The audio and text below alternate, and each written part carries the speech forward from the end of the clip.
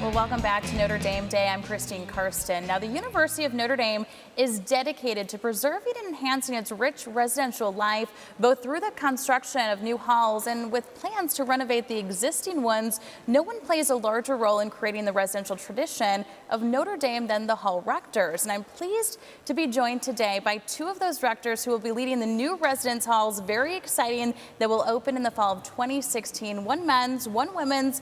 Father Matt Kuczora, a Holy Cross priest, and Sister Mary Donnelly, a Dominican sister. Welcome to Notre Dame Day. How exciting is this? It's great. Very exciting. I don't know which one's more exciting, this or the new residence halls that we're going to be talking about. In your opinion, Father Matt, what do these residence halls mean for these new students and students in general?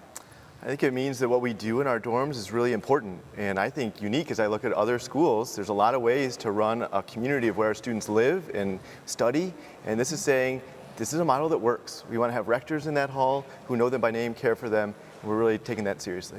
So, Sister Mary, talk about how you think that these halls will continue to help build the community.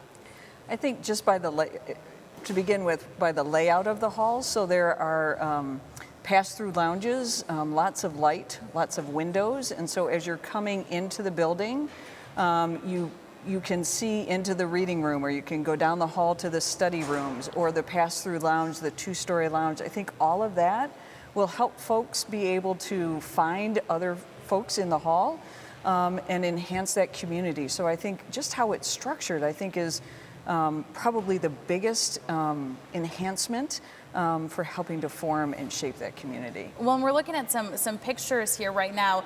Father Matt, you and I were talking in between shows here, and you guys told me that no air conditioning. You don't have any right now. Not right now. But Not these now. ones are going to have it. Let's talk about some of these features. I'm sitting here feeling my hair frizz just saying no air conditioning. The residents in our dorms won't have that problem. It's just great systems that way. We have some other nice things. As a priest, too, I might be a little biased. We have a beautiful chapel in each of the halls. Yes. Where we'll get to pray together, build that community. But there's a lot of fun features, too. Sister Mary mentioned the reading rooms and stuff for study, but there's also weight rooms, a food sales kind of area, and very comfortable lounges where our residents can relax together. I love it. Speaking of residents, Sister Mary, these new ones coming in, what are your hopes for these guys? I think first and foremost to continue the rich and deep residential life tradition, both of Notre Dame and Holy Cross.